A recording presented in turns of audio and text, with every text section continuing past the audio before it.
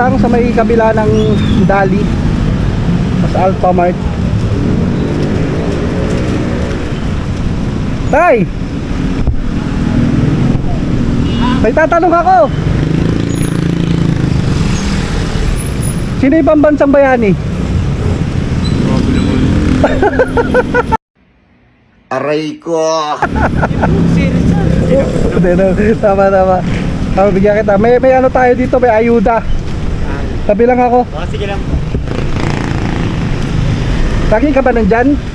Lagi ka nandyan? Pagka ano po, ulan sa hindi ulan sa Manila. Okay. Sa birthday ko kasi nung nakaraan. Gustuin ko po mag-tricycle. Oo. Oh, hindi na niya kaya. Dati kayo nagta-tricycle. Opo. Diyan. Opo, matoda po. Oo. May license na ako nakakit. Kaya lang, tricycle na kaya ko. Parehas tayo. Nahihirapan po. Teka sir. Sana makatulong. Birthday ko kasi nung nakaraan eh. Oo, thank you. Birthday ko nung ano, binibig. Happy birthday. Pag may nakita kasi ako na ano, Taga saan po kayo sir? Gladway lang din. Oh, graduate din po ako sa Black One lang. Lower. Okay. Lower po ako. Thank you. Ay, naku, thank you po. Oo, makatulong kahit 2 kilo lang. Thank you. Bye-bye. Maraming salamat. Okay.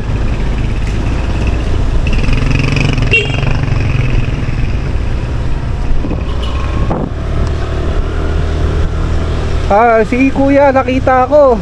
Sakto pagbili ko ng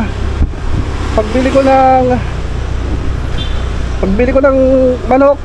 Nakita ko siya yung nagbubukas nung pinto. So kita naman natin sa appearance niya na may something siya sa katawan. Which is dati daw siyang toda, driver siya ng tricycle.